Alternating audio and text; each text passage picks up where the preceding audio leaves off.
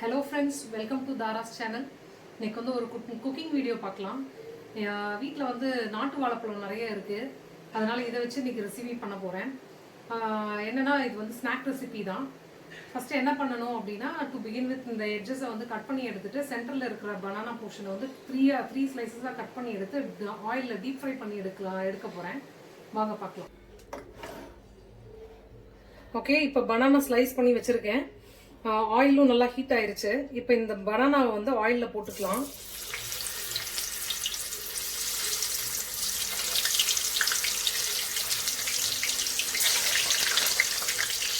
இது எப்போ ஃப்ரை ஆயிருக்கு அப்படின்றது எப்படி கண்டுபிடிக்கிறது அப்படின்னா, இது வந்து தோல் விரிஞ்சு வரும், அதுவாகவே ஓப்பன் ஆகி வரும். அந்த ஸ்டேஜ் வரைக்கும் ஃப்ரை பண்ணி எடுத்துக்கலாம். இப்போ இந்த பனானா வந்து ஃப்ரை பண்ணி எடுத்தாச்சு. இந்த தோலெல்லாம் எடுத்துடலாம் ஃபர்ஸ்ட்டு. ஓகே, இப்போ இந்த பனானாவோட வந்து ஒரு ஆனியன் ஆட் பண்ணிக்கிறேன், ஒரு க்ரீன் சில்லி ஆட் பண்ணிக்கிறேன், கொத்தமல்லி கருவேப்பிலை கொஞ்சம் ஆட் பண்ணிக்கிறேன்,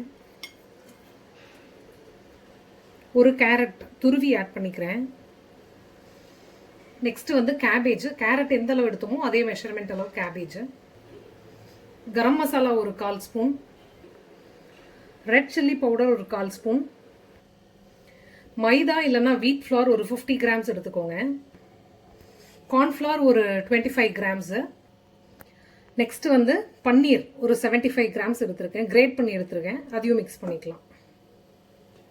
இப்போ இது எல்லாமே மிக்ஸ் பண்ணி ஒரு பாலாக உருட்டி எடுத்து திருப்பி ஆயிலில் டீப் ஃப்ரை பண்ண போகிறோம். நான் பால்ஸாக ரெடி பண்ணிட்டு காட்டுறேன். ஓகே, கடைசியில் வந்து நம்மளுக்கு தேவையான அளவு சால்ட் ஆட் பண்ணணும், அதை சொல்ல மறந்துட்டேன். சால்ட்டும் ஆட் பண்ணி இப்போ நான் பால்ஸாக பிடிச்சி வச்சுட்டேன். இப்போ இந்த பால்ஸை வந்து அப்படியே இந்த ஆயிலில் வந்து டீப் ஃப்ரை பண்ணி எடுக்க போகிறோம். ஆயில் வந்து நல்லா ஹீட்டாக இருக்குது, ரெடி பண்ணிட்டேன் ஆயிலை. வாங்க ஃப்ரை பண்ணலாம். இப்போ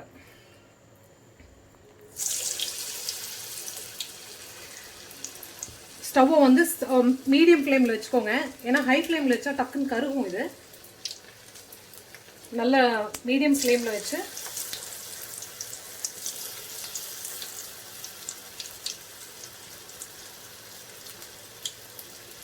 ஓகே, இப்போ நல்லா ஃப்ரை பண்ணிட்டேன். நல்லா சிம்மில் வச்சு ஃப்ரை பண்ணி எடுத்துக்கலாம். இந்த கோல்டன் கலரில் இந்த ஸ்டேஜில் வர வரைக்கும் எடுத்துக்கணும்.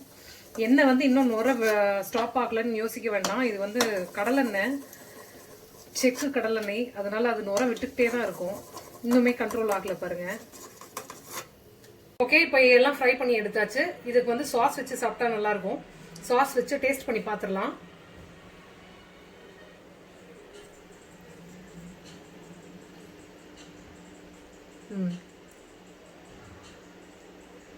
நல்லா இருக்கு, சாஃப்டாக இருக்கு. இந்த ரெசிபியை நீங்களும் வீட்டில் ட்ரை பண்ணி பார்த்துட்டு எனக்கு கமெண்ட்ஸ் பண்ணுங்கள். தேங்க்ஸ் ஃபார் வாட்சிங். என்னோட சேனலை சப்ஸ்கிரைப் பண்ண மறந்துடாதீங்க. தேங்க்யூ.